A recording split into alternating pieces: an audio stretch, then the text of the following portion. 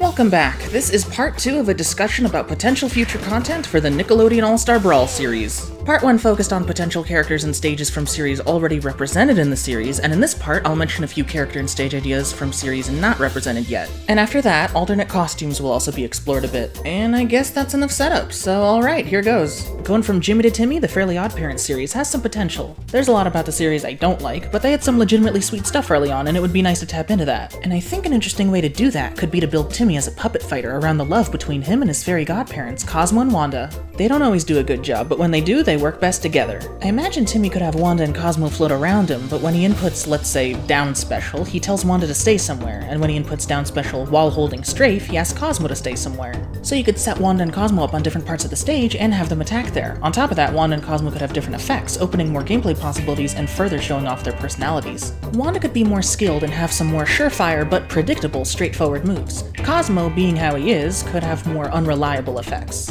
So like maybe if Timmy inputs his neutral special, then Cosmo and Wanda do theirs too, Wanda's being a surefire star projectile that just goes forward, while Cosmo's is dinkier and flies in a random trajectory. When Timmy inputs up strong, which could be like a Cleft the Boy Chin Wonder uppercut or something, he can also wish for a chocolate shake, like in the intro in original Oh Yeah Cartoons cartoon, causing Wanda to accurately become a chocolate shake and splash opponents nearby, while Cosmo turns into a chocolate snake and bites. While Timmy does his forward strong, which could be swinging his gifted magic mirror, Wanda can turn into a baseball bat, and Cosmo can slam down as a hammer. A puppet fighter with 2 puppets could be pretty strong, but there are weaknesses of course. An opponent could go after Cosmo or Wanda, knocking them away or out of the fight for a set amount of time before they poof back in. I'm also thinking, as part of how these 3 are stronger together, for Timmy's up special, maybe he wishes to recover and Wanda and Cosmo both chip in. So if they're both still on screen, you get a big boost, really good recovery launching you up, and you don't even go into a helpless state after. You can swing with whatever move you want on your way down. If only one of them, Cosmo or Wanda, is available, then you get a more average recovery and you do get put in a helpless state after. And if both are gone, then you barely get a recovery at all, just a tiny teensy poof, like Ice Climber's recovery when only one of them is left. With access to magic, they can do pretty much anything else. We can let our imaginations run wild here. Timmy often asks Cosmo and Wanda to freeze people or to wipe people's recent memories, so the opponent could be made to stop moving or get confused and have their controls reversed. Timmy's also wished for sentient hair and heat vision.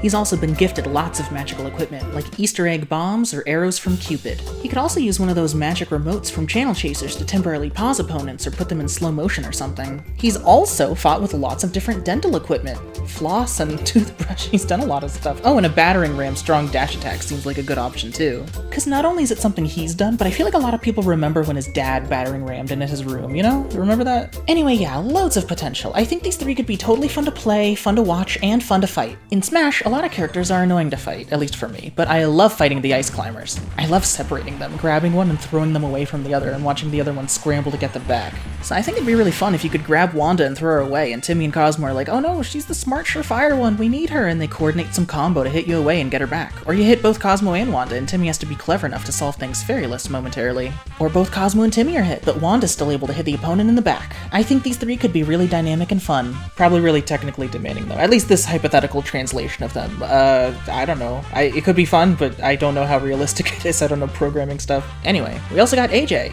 He's very much a side character and I think only got more sidelined as seasons went on, but I always thought he was pretty cool. He's another really smart science guy, so he could use different inventions, clone himself, and during a superhero wish, he could activate force fields and shoot rays with his big brain. The Power Mad Dash could be a dash attack, and AJ's also got this Crash Nebula cosplay that lets him shoot gumballs. Chester's pretty cool too. He can munch pretty good, and for some reason, light reflecting off his braces just completely destroys a prison wall. There's also the first major antagonist in the series, all the way from its inception, Vicky, the evil babysitter. I like to think of myself as pretty creative, but I'm not exactly sure how to translate a lot of babysitting into moves. Like what, she sends you to bed early for an up strong? There's this one move though, technically not her, but whatever, she could do it. For a down strong or dash attack, she could babysit with a steamroller butt for a second, like the final boss version of her did in Power Mad. She's got flamethrowers and maces, and seems like over time her signature weapon became a chainsaw. She could definitely do some pretty intense attacks. I just feel like as the evil babysitter, evil babysitting should be more of her design, and I don't know how to do that.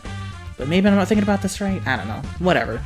Crocker also became a big villain. He's got fairy hunting technology like enhanced butterfly nets, and as an evil teacher, he also developed a lot of ways to give out Fs. He drops them, he shoots them, and he's got his famous yelling, which I could see being a silly jab combo. There are also anti-fairies like Anti-Cosmo or the anti-baby one, Foop. Either of them could have a moveset built around the bad luck that anti-fairies love. They could have a move where they shield themselves with a mirror, and if hit a few times, it could finally break, earning the opponent 7 years bad luck, which here could be 7 seconds. Whoa, no, that's way too long.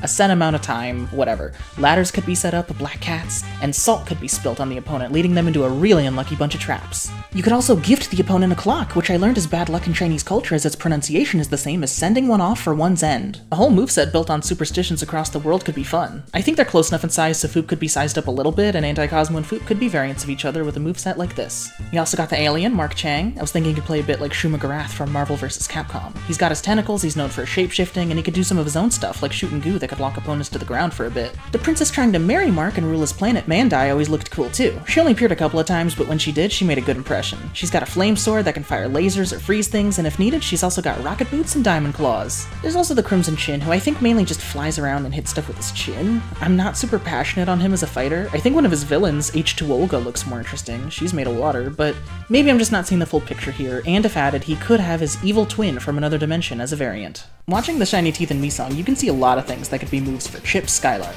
This would be very silly, but combining dental hygiene with boy band singing is actually a mix I find pretty interesting. This could be a dash attack, that could be a jab combo. He bounces high up on that toothbrush, maybe that's an up special. Maybe the dental weaponry Timmy showed off could fit better on Chip, and we don't need Chip as a fighter to get the song, but I would love to fight to My Shiny Teeth and Me. That would be a great track in this game. Lastly, Jorgen Von Strangle. Big guy with a big wand, just a straight up jacked fairy, swinging that thing and hitting like a truck. He could be a classic, big and strong, but comboable character, and also do magical stuff like using Do rules to pull people in certain directions or teleport where he wants. The Fairly OddParents series has a lot of options, but for me, after Timmy, I think I am most interested in Jorgen. It fluctuates around, but yeah, I think this jacked military fairy with some Arnold Schwarzenegger voice just absolutely crushing bones and throwing in a bit of magic, yeah, I want to play that. Fairy World seems like the best stage option for the series. There would be fluffy clouds to run around on and rainbow bridges wherever you want them. And it could have variations too, like Anti-Fairy World for a spookier feel, or Pixies Inc. if you like a corporate or early internet aesthetic. I also consider the Dimmadome, mainly just cause funny, but if we do want a football stadium in Nick Brawl, this probably is a good option. And also maybe Cincinnati. This is where the Crimson Chin lives. There'd be a comic book aesthetic with dots in the back and word bubbles and stuff. There are times where Timmy and others run right over the panels, and I thought it could be neat if the stage was a comic page and each panel had different stuff to interact with. I tried drawing something to get the idea across, so like, this building in this panel and the Crimson Chin's chin in this panel are both platforms here. And this area down here, mainly made of a panel where the Crimson Chin and Bronze Kneecap are glaring at each other, that's another platform. Crimson Chin's chin again here, and the Bronze Kneecap's knee, those would be ledges, and you could roll on and end up here. So yeah, I was thinking something like this could be fun, and I don't want to draw it, but maybe there could be a transition where the page turns, hits everyone that's not blocking, and now you're on a new page of the comic with a new stage layout to play on. Next up, Tough Puppy. I never saw this show, but I think I get it. It's spy stuff, I know spy stuff, and I think Kitty Katswell could be a super cool fighter. I would always doodle designs with cool boots and gloves, but I never thought to top it off with a headband. And cat ears go great with it all, and her tail flowing behind. Something flowing behind is always cool. I like headbands with the flowing straps, like Ryu's or Richter's a lot for that. Scarves can be nice, but anyway, I love her design, and she's a spy so she could bring a lot of fun, unique spy stuff. I also found it pretty hard to find clips of the show, so I think I gotta resort to mainly using pictures, and if I gotta do that, then I might as well make a PowerPoint. I'll try to put funny noises and animations, but hopefully that's okay, and yeah, here goes.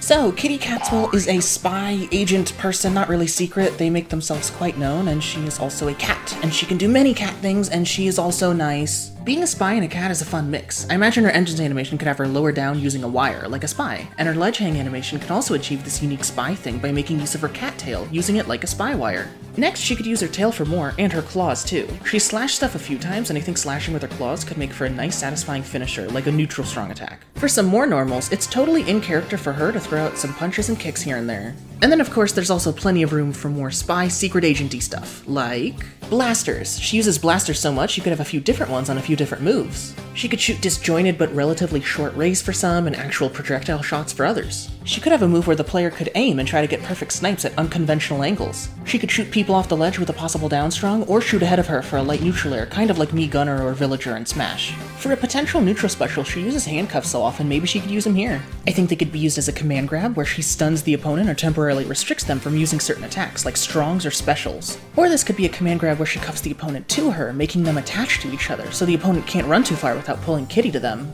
For this concept, I'm really imagining something like Knuckles' Chaotix. I think that gives a good visualization of what I'm going for here and the wacky ways this could play out in a platform fighter. This would be risky, but silly and fun to play with. I think there would be so many ways to play with it and so many cool new combos that would never happen otherwise. I think this could last about 4 or 5 seconds, and Kitty could end it early for other combo possibilities or to not get dragged away by an opponent looking to take her with them on an SD attempt by pressing neutral special again. For a possible down special, Kitty could work on defusing a bomb. From what I've been able to see, the show had a lot of bombs. Makes sense, classic spy stuff. So here's how this could work. You could hold down the special button to keep this move active. If you stop holding it or just tap down special quickly, she cuts the right wire, that cut has a little hitbox, and she successfully defuses the bomb. But if you keep holding it, she can't defuse it, and after a few solid seconds, the bomb explodes, really hurting Kitty and anyone else close enough to the blast. I think this could also lead to really funny, unique bluffs and hype. Now, how does Kitty Katswell get back to the stage?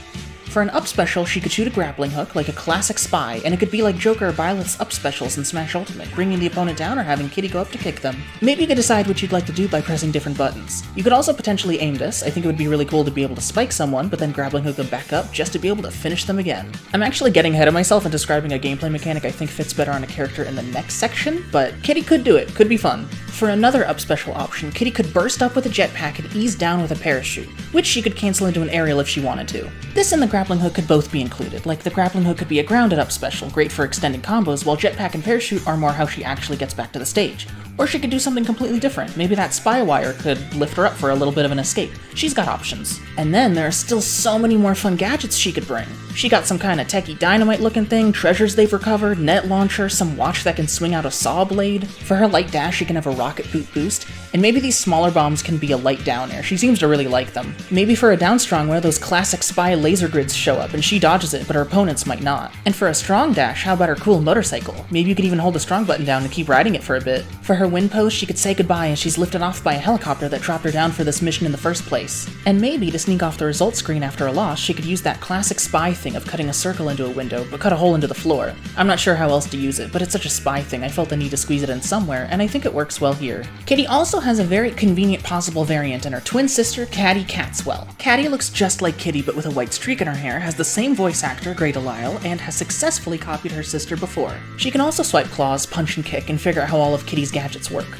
I think this is a very doable variant. This is a relatively easy 2-for-1. You add a white streak, some more mischievous facial expressions, new voice lines, and preferably some new win and lose poses if it's not too much trouble, and ta-da! Players can pick their favorite of the two, and these two can settle their sibling rivalry here on the battlefield. For some stages, we could fight at the Petropolis Mall. Mall stages in fighting games just tend to be fun. It's an indoor communal space, you could have a pretty fountain in here, multiple floors. It would be a unique vibe to combo each other as people in the back check your fight out or just try to get their shopping done. There's also the Tough Headquarters simulation room that can simulate other settings. So this is potential for a stage that naturally transforms into anything else. An isolated snowy mountain becomes a relaxing public beach, a grassy field becomes a storm in a city, or Jellyfish Fields becomes Royal Woods Cemetery. It all makes sense here. For my personal vote, I think the Tough Headquarters would be a great place to fight. A cool, sleek, secret, or not that secret agency, I like that vibe. I also love the vibe of it potentially being in a lot of danger. It could just be a normal day, it could be nice and clean, which is great, or it could be in a lot of trouble with sirens flashing. I like that a lot too. I like stage ideas where it feels like time's running out, we have to hurry, or maybe this is just gonna be the last fight we ever have. There's also this big window sometimes, that could be really nice to have. You could also see impending danger as the city outside is being flooded by villains. This place also looks pretty after hours, I'd be down for that too, but still, my favorite idea is this place with a bomb set up by one of the villains, giving fights urgent, maybe even apocalyptic vibes. Wires dangling from the ceiling, monitors broken, sirens flashing red, and the time on the bomb potentially matching how much time is left in the match, glitching back to 5 minutes every time it counts down if you have infinite time set. This would be a panicked emergency stage that I would love so much. Lastly, there's still also Not the Tough Yacht. Yachts are classic for spy stuff, along with being pretty on their own. You could get a really pretty ocean with a cycle through different times of day, bright morning, romantic sunset, lights turn off for a night party. It could feel so fancy to fight here. I think this would also be really fun. Another great cat-related option that I found minimal footage for is El Tigre. The show is full of battle-ready superheroes and villains, and Manny, who would spin his belt buckle to become El Tigre. He went through the show considering if he ultimately wanted to be a hero or a villain. He'd have fun getting in trouble with his best friend Frida, but I think he would end up doing doing the right thing by the end of most episodes. Having that hero-villain mix is interesting and could be incorporated into his gameplay somehow. Maybe he has some sort of stance change between good and evil, or some mechanic built around it, like by doing enough good things, he gets some boosts like better survivability, and for evil, he does more damage or something. Honestly, I haven't really thought this aspect through that much, and this doesn't have to be incorporated into his gameplay. It can just be a neat part of his character, but it is interesting potential to think about. I've just personally mainly focused on how he can shoot his hand out like a grappling hook. I kinda started blabbing last section how Kitty Katswell could have this gameplay mechanic, but I would personally actually rather have other fun stuff, while this grapple you could aim anywhere would be El Tigre's main gimmick. The way he can shoot his arms gets me thinking of Spencer from Marvel vs. Capcom 3. If you don't know, all there is to know is that the guy has a grapple hook arm. Spencer shoots that arm out at opponents and can choose to bring them to him, or he can go to them, or he can change his mind and let opponents go, canceling the move after a small disruption, confusing opponents, or setting them up for other things. These are all fun flashy things that El Tigre could also do. And he's got 2 grapple arms, so that opens up some more fun possibilities. This concept alone could let people make some stylish creative sequences. You could also grapple the stage for help with recovery or just getting around. Other than that, El Tigre slashes, roars, spins, plenty. I think El Tigre would make for a fantastic character with fun rushdown and grappling style. The series has more potential, like with Manny's superheroic dad, White Bandero, or villainous mech-piloting grandpa Puma Loco, as well as another villain, Black Cuervo. I honestly don't know too much about her, but she seems to be a big deal, playable along with Manny and Frida in the console game. I know she flies around, slashes claws, shoots lasers, and has a cool aesthetic with ravens. I think her design is really cool, and this fanart by Brujapix really lets it shine. We could also bring in Manny's best friend Frida. She's no superhero or villain, but she can goof around. And if she can't get in the game with her own moveset, there is actually a neat backup option. Frida has borrowed Manny's belt before, and by spinning the belt buckle, she has become La Tigresa. This gave Frida all the same powers El Tigre would use, chain arms, the claws, everything. So, Frida could totally tag along and goof off with her best friend Manny again here in Nick Brawl, either with her own moveset, or as a variant of El Tigre through La Tigresa. As far as stages go, I'm sure this series offers plenty of pretty potential, but I had a hard time finding video of a lot of stuff. Like, there's a Land of the Dead and it sounds great, but I just couldn't find what it looked like much. But a platform overlooking Miracle City with the famous volcano and maybe some other heroes and villains fighting in the back, along with the show's unique art style, I think that'd all make for a pretty great stage too. I really enjoyed some of the Making Fiends I was able to catch in its criminally short run, and after hearing Nick Brawl first announced, I was glad to see a substantial amount of support for characters from the series. More support for Marvin than I expected, and hey, also for Vendetta. Vendetta's this green girl that rules Clamberg with fear, infesting the town with her threatening fiends. She can have all sorts of fiends help her out while also throwing experimental potions around and having her hamster Grudge brute his way past obstacles. Vendetta would be great, but as I thought more about it, I realized who the real threat in this show was. Charlotte is this blue girl who is oblivious to Vendetta's power and pretty much everything else, and ignorantly, blissfully dodges everything Vendetta throws at her, causing it all to backfire. Charlotte is who this fear-mongering dictator fears. Charlotte is strong. I think it would be really fun for Charlotte to fight opponents in Nick Brawl like she fights everything else, accidentally. She's just picking flowers or singing and all this combat is happening around her, and she isn't really aware of it. For her jab, her idle animations can go on uninterrupted, while a fiendish tentacle just misses her and hits whoever's in front of her instead. 2 of these could hit on either side of her for a downstrong. She could get distracted by a flower and miss a swooping fiend for an uplight. And she can throw these baby chicks up to teach them to fly without realizing that they explode on impact or wherever they land. I think this would make for a fun upstrong. The chicks float up and slowly fall. They could be grabbed, Z-dropped, or hit to be sent in some direction, simply hit whoever comes into contact, or left alone to slowly come back down and explode. I think for her crouch, she could take Vendetta's suggestion and pretend to be dead. I think it'd be fun to play dead with your friends or against opponents. Even when getting hit, she can just laugh like she's getting tickled. She considered a rock Vendetta threw at her to be a gift, so it makes sense to me if she thinks opponents fighting her is some sort of silly game too. She can even give one of her classic wheeze when she hits the blast zone. She could also snip with this cutting fiend, or get flown by a fiend, or fall in a strong down air with the concrete shoes Vendetta gifted her in the web series, which creator Amy Winfrey could continue if Nickelodeon gave the rights that they aren't doing like anything with back. Ahem. Overall, I think Charlotte could be a super fun and interesting character to play, fight, and watch, bringing something completely new and very charming to the series. For a Making Fiends stage, I think the playground from the first episode would be perfect.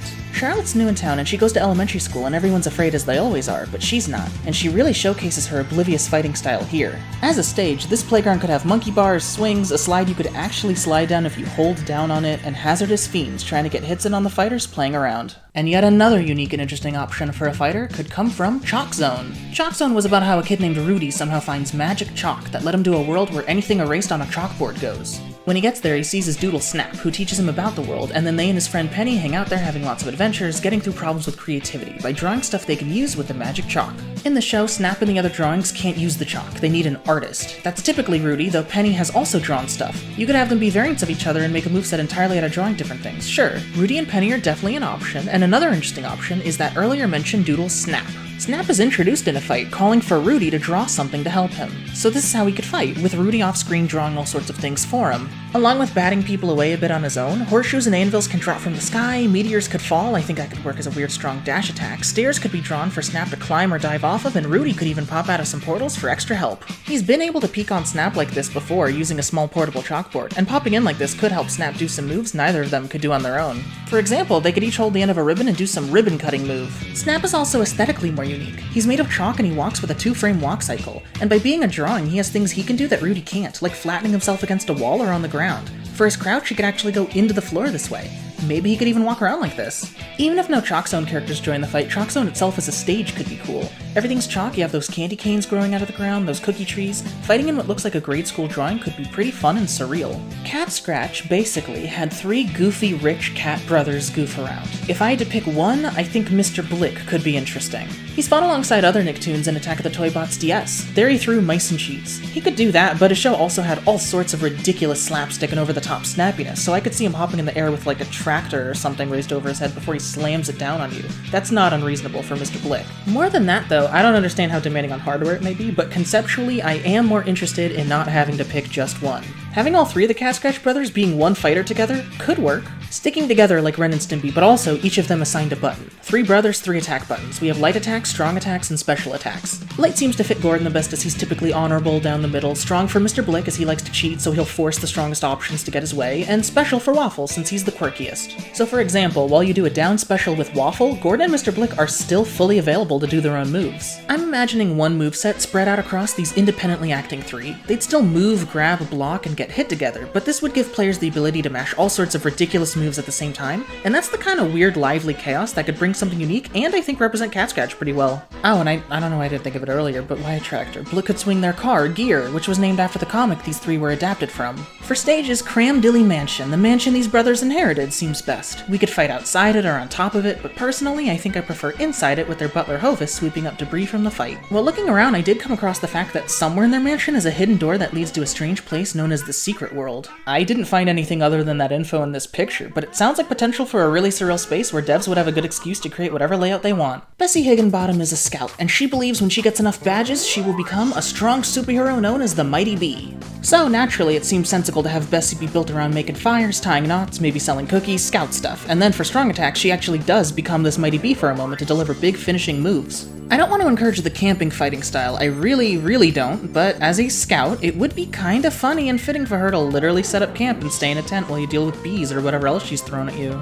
To fight in, she could bring along Hillary's Cafe. That's her mom's cafe where she and her family live. Cafes are pretty cozy. Fighting in one while people in the back barely react and enjoy their coffee, yeah, I guess is not a vibe I want to feel during most grand finals, but just playing with friends or computers at home, I think could be really nice. When it comes to Back at the Barnyard, frankly, I don't know a lot, I haven't really looked into it, but when I see people put Otis on a wishlist or fan roster, it makes it look that much better to me. Otis brings such fun variety. We have a Master of Elements, Ghost Boy, and Cow. We have a cow here. I felt this way for like over a year, but all I know is that Otis can golf, has shot lasers out of his udder in the Super Brawl series, and his crouch should probably be when he stands like a regular cow to mess with the mailman. When I consider Otis, I also think of all the fun dynamics he can have with the rest of the cast, like Zim trying to abduct him, or Sandy getting nostalgic about rodeos, or Otis visiting Dairyland. It's fun. The Barnyard too. What other stage is going to give off the feeling this does? It's bright, you got farm animals around, and it's a unique place I actually really want to play around on. The Angry Beavers, Norb and Dag, also have some interesting potential. They could be a duo that fight together, maybe designed to hit enemies accidentally while fighting each other, kinda like Ren and Stimpy or Tom and Jerry in Multiverses. Or, with how similar they are to each other, even proportionally, they could work more like how Ice Climbers do in Smash, supporting each other with the same attacks but able to be separated. Or they could switch between each other, tag each other in and out like Pyra and Mithra in Smash. Or they could do something completely new. These are all perfectly reasonable options that could be a lot of fun, but personally, at least right now, I think I'm leaning towards them not being a duo, them having a moveset and just being variants of each other so they can have one-on-one fights with each other like they often would in their show. And they could still appear in each other's victory screens if the other wasn't in the match and stuff. I think that's cute and doable. And they could absolutely share a moveset. They can do a lot of the same stuff, like using their expert beaver chewing, swiping and slapping people with their tails, and if Dag does something as muscular beaver, then I think Norb can do the same while dressed up as barren bad beaver. I really like their outdoorsy wildlife vibe, but I wonder, should they go so far as to build dams in their playstyle? Again, I'd really like to avoid the camping playstyle, not encourage or accidentally design it. But maybe if Dag and Norb don't have a projectile or a move to charge or some other reward for walling opponents out, then I don't think they'd be able to be annoying with this. They could only really use the move to extend combos, pressure opponents, or block someone else's projectile or approach a bit, right? I think? I mean, even then I'm still worried that someone's gonna get a lead and then wall the opponent out and just be like, nope, you have to approach. I'm gonna win by time and not fight. Maybe we shouldn't do this, but they're beavers. They should build a dam, right? Okay, but here's what I'm thinking. They can't just make dams on their own. They're going to be dependent on having the right material. I think the beavers can be built in such a way where they can't get the material on their own. They can only build a small dam if they manage to grab an item or a projectile. That's going to be the material. So let's say if you press special when specifically holding something like this, Dag or Norb could slap it with their tails a bit until they've used it to build a dam. A dam they could use to jump off of or block another projectile coming up. And I think you could only do like 2 of these a time. This could be done in the air too, maybe to make floating platforms, or for it to fall as a beaver could ride it down. Maybe doing a grounded move as they fall, like Steve sometimes does with his Anvil and Smash. But yeah, if there are no items or the beavers are fighting one-on-one with someone that doesn't even throw projectiles, then maybe they can't even make a dam that match. Is that good? Is that fair? I don't know. Maybe y'all got better ideas at making this work, but building dams seems like a cool skill beavers are known for. This was my attempt at making it work. Speaking of which, I think fighting outside Dag and Norb's home dam would be so fantastic. This place is so pretty. That wildlife vibe with those red and yellow trees, mountains all across, it's gorgeous. Maybe some liberties could be taken to make it feel better as a platform fighter stage, like the water on the stage being shallow enough to fight on and waterfalls on each side to have openings for blast zones. For some newer shows, Glitchtex had plenty of action as this team tried to stop video game enemies that invaded the real world. I actually learned about this series because when people shared who they wanted for Nickelodeon All-Star Brawl, I saw people want Miko. She seems spunky, and with her Glitchtex stuff, she's got plenty she could do. She knows karate, so she can bond with SpongeBob and Sandy over that, and she can even pull out a Buster Sword too. It might be a bit out of character for the others to pull out Buster Swords and karate, but as far as I can tell, all the Glitchtex folk have the same equipment that give them the same powers. So I think other members of the team could probably work as variants. Miko seems to be the shortest of the group, but she doesn't seem that short where sizing some of these other people down to her size would be that weird. So, same tech and proportions pretty much for most of them it looks like, and you could play as a good handful of Glitchtech agents. Then you could fight them all at their home base, the Glitchtech's headquarters. Like the Tough headquarters, this would be a sleek, secret, important base of operations with cool screens around. While I prefer to fight at the Tough headquarters when it's in danger, I think I prefer this one to be calm for fights to feel more like training sessions before big missions. Another newer cartoon is It's Pony. It's a sweet show, still with conflict, but generally more chill vibes. Annie and Pony are best buds, and Pony can talk and stuff. No one really seems surprised, so yeah, they just kinda hang out. I was also surprised at how stretchy Pony can be. He can do some surprising things. But from what I've seen, he seems to get kinda lost without Annie encouraging him or coming up with ideas, so it feels like they'd be best as a team. I guess I've never seen like a cavalry kind of character in a fighter before. I think they could have some unique skills and cute animations.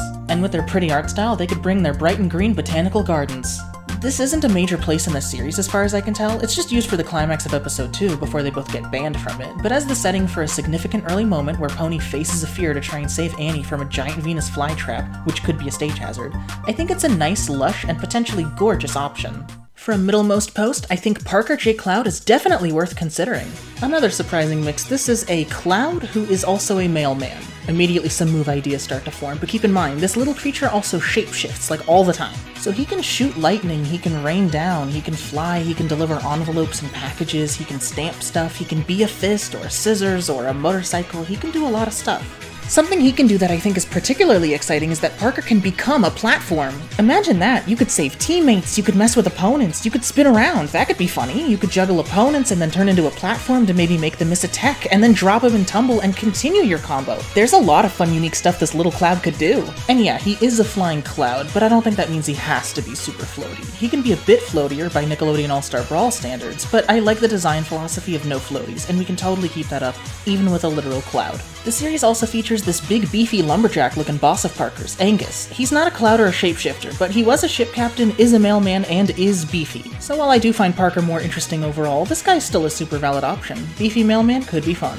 A good stage from the Middlemost Post would probably be, yeah, the Middlemost Post. A striking visual, a ship that landed on top of a mountain. Fighting in or on that ship, or maybe in front of it while delivery's flying in and out, it all sounds good to me. Lastly, for what I know of good potential for more modern stuff, I think Felicity from Rainbow Butterfly Unicorn Kitty would be great. I think this is third party, but I might be wrong, but whatever, third parties are possible anyway, and I just have a bit to say. I gave this a peek after seeing Rocket suggest her, and I was convinced. It was really cute, and I think Felicity could be a really unique and fun fighter. I'm obviously really tough and strong and cool and everything, but I'm not sure it's ever come up that I like cutesy stuff too. Lots of people like cutesy stuff, and while SpongeBob and Zim are cute in their own right, rights, I think it would be cool to have a character so overtly cutesy. Felicity has all the powers of rainbows, butterflies, unicorns, and kitties, so she could have a long-range command grab as a rainbow, push people away with gusts as a butterfly, shoot at angles from far away as a unicorn, and stun people with cuteness as a kitty. She can also fly regularly, shoot fireworks out of her paws, play a mean horn, and she had a sword for a bit, so she could use it again for a few attacks. She lives in Mythlandia, which has all sorts of fun places that would make for pretty stages. Her and her friends like to hang out at Mythic Malts, there are colorful fantasy forests and castles around, there's a lost world where everything lost goes, that's cool. I think she and her potential environments could bring a fun, cute fantasy vibe that would be unique and interesting to see alongside other characters and environments on the roster. Just imagining or interacting with other characters, I'm having a great time. Like, how would Zim, Zuko, or Plankton express their confusion? And then characters like SpongeBob, Charlotte, and Parker would just be instantly on board and admire her cuteness. I think she'd be a really fun addition to the Nick Brawl family. And like in part 1, here are a few quick straggling ideas I want to mention before finishing this part up. The Rocket Power kids sure could skate around, but could also rollerblade, snowboard, basketball, whatever else athletic, and even if they only cameo in the back, their Madtown skate park could be a fun stage. I think the idea of telling someone to meet you at the backyard from The Backyardigans is pretty funny, so that could also be a stage. I also think it would be cool to have some stages based on other Nickelodeon crossovers, like Volcano Island. This would be a pretty beach stage with crabs hanging around and bright cozy sunshine. Characters like SpongeBob and Danny would have some nostalgia visiting this place, either for the first time they were here, or for when this was their home base in Globs of Doom. You could put nice music from those old games here too, like Summoner's Rock and Lone Star Leaping. Similarly, it would be so heartwarming and cool to revisit one of the evil toy co-factories. When playing Attack of the Toybots as a kid, I always thought the end of Zone 1 would make a great stage in a game like this. You could have these bounce pads as bouncy platforms and put some gears around as stage hazards, and then it's where Jenny, Rocco, El Tigre, and others all first met, along with being a cool stage on its own. You can also cycle through or have variations of other aesthetics used in other levels of the game, like a cuddly version or a more space-themed version. However it might work, I'd love to hear the Factory Zone 1 battle theme ported over, or even remixed. That could be amazing. Nick Kart Racers could also get a stage, like one of the stages in Smash where you fight and sometimes avoid racers. You could cameo some characters that race there but don't brawl here, like Arnold or Odie. It could be any track, maybe even a few being variants of each other, but if I had to pick one, I think I'd go with Dreamland. It's pretty and the music is really fun. Lastly, Pixel Town. Nickelodeon Pixel Town is a Nickelodeon crossover that only released in specific territories that involved Patrick messing up something Plankton was doing, leading to all these worlds mashing together. So you could have the Krusty Krab in the back with the candy bar and the big wand, along with characters like Jack Fenton and Uncle Iroh walking around, all with cute and pretty pixel art. This stage could also showcase a lot of cool chiptune remixes. And okay, now we're heading into a section about alternate costumes, and to transition into that, I want to discuss one more character that I could see being an alt, but probably works better as a complete variant. It's also kinda neat to start with SpongeBob and end with SpongeBob. Abrasive Spongebob specifically. Abrasive Spongebob is, or at least started as, still SpongeBob, I think. It's another more mean side of him that appeared in one episode where SpongeBob wanted to be better at saying no, but started to lose control as this new side of him started getting an identity of his own. Abrasive Spongebob continued to express his own identity in some of the old Super Brawl games. He's front and center across from SpongeBob in Super Brawl 3. I think he's a really doable addition to Nick Brawl. You take SpongeBob, make his front green, give him some angry eyebrows, maybe some vague green effect instead of rainbow ones on those moves, and you're kinda good to go. It would be sweet to give him his own entrance animation, win and lose animations, some more mean facial expressions, and dialogue too. I guess his status as a costume with nice visual effect changes, or as a full-blown variant, come down to if you think he's got enough of an identity on his own and enough popularity. Like, to compare, SpongeGar is an ancient ancestor to SpongeBob. He is definitely a separate character and has even been playable on his own, like in Nicktoons Attack of the Toybots DS. He could be a variant, sure, but I just haven't personally seen people as excited for him as I have seen passion for Abrasive Spongebob. I find that passion endearing, and for how doable it seems, I say go for it. Get Abrasive Spongebob as a full-blown variant. So, let's talk alts. This is something Nickelodeon has been weird about. I think they should definitely relax and let characters have alternate colors or original costumes, like Jenny having one based on her toys, or Ablina being a candy cane, which I tried drawing here. But even with the restriction that costumes have to be from official appearances, there are plenty of cool outfits characters could have. Continuing the SpongeGar thought, SpongeBob could dress up like SpongeGar and even swing his club instead of a jellyfish net. If they really want to go the extra mile, I guess they could replace the voice lines with SpongeGar's grunts, maybe replace the Spatula Up special with, I guess, the club too, and mess with the entrance, win, lose animations, but I think just the outfit and replacing the jellyfish net with SpongeGar's club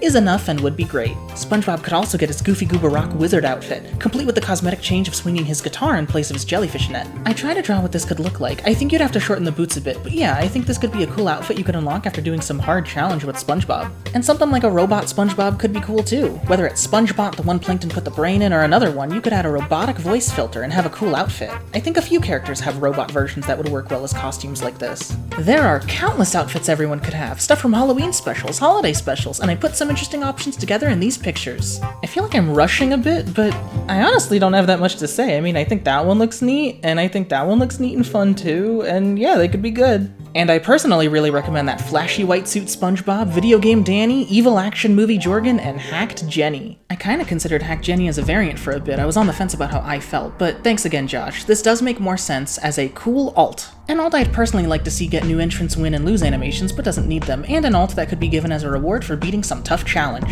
Even though this wouldn't look that different from regular Jenny, I think that's only a potential problem in the case that you're fighting someone else using Jenny's default look, and hacked Jenny's striking emotionless expression may help set her apart enough anyway. I'm specifically thinking of when Jenny was used as a weapon in her Christmas special, silently proceeding, leaving all obstacles in her wake. Just turn off her voice and give her that intimidating, emotionless face, even during goofier movements like her tantrum down stronger idle animations, and then one of the strongest heroes would become one of the biggest threats. Okay, I said I didn't have that much to say about alts, but then I rambled about Hack Jenny, so I feel a little bit silly, but that shot of her in front of the fireplace looks so cool. Anyway, alright. With all these fun characters, moves for them to do, places for them to go, and outfits for them to wear, what do we want to do with all this? How do we want to play? What modes and features could we explore? Well, I gotta cut things off here for now. The next part will start with a few suggestions for changes to characters already in the game, like SpongeBob and Patrick, and then yeah, hopeful features and modes. Well, hope this was enjoyable. I wonder if I gave anyone any new ideas, or do any of y'all maybe have a new character to root for, or did anything I say give you a new idea for a move a character you already wanted should have? Maybe a character I didn't even mention? Feel free to let me know if you liked anything here, or really disagree, or have another idea you're passionate about. I love talking and reading about this kind of stuff, so please go right ahead. In the meantime, I'll go ahead and finish up that last part. Thanks, wish y'all well, and see you soon.